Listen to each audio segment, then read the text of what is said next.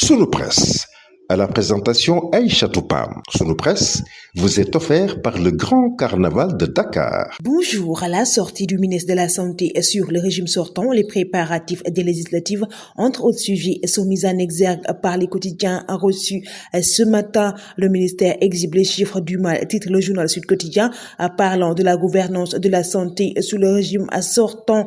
Le quotidien parle de 1080 agents en situation irrégulière, dont 480 agents présents dans la base de données, 600 agents fictifs dans le fichier de la solde et non répertoriés dans la base de données. 399 salariés sont payés depuis une dizaine d'années pour le compte du ministère sans travailler. Le journal L'Observateur s'intéresse sur la mafia du col blanc et met en première page grand banditisme au sein de l'État. Le quotidien revient sur le comment l'homme d'affaires Tahirou Sarr, Mamadou Diallo, le receveur des domaines de Ngor Almadi, le gouverneur de Dakar et le trésorier et payeur général ont monté un faux dossier pour détourner des fonds publics. L'affaire confiée à la sûreté urbaine. Le quotidien Libération traite de l'inégalité des contrats partenariats public-privé signés entre 2016 et 2021 et titre la lettre qui confirme le scandale.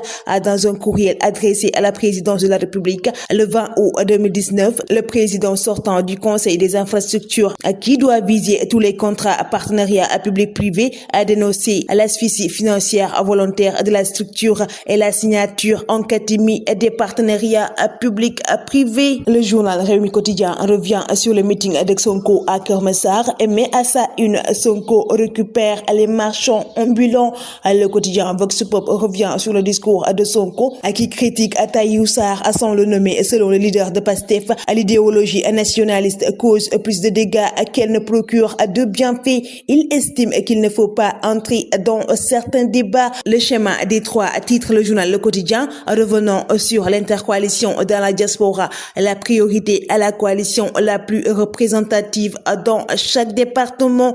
Walf Quotidien traite également de la question des législatives et met à sa une à Dakar l'enjeu capital. Le journal Tribune s'intéresse sur la fouille contre les violences et s'interroge sur le pourquoi du convoi de Sam Sakado uniquement. Selon le quotidien, tous les convois doivent être fouillés pour une meilleure sécurité des personnes et des biens. Adieu Almami, lit-on dans le quotidien national Le Soleil, parlant de la levée du corps et l'inhumation de Moustapha Ba. L'hôpital militaire de Ouakam a refusé de monde lors de la cérémonie funèbre.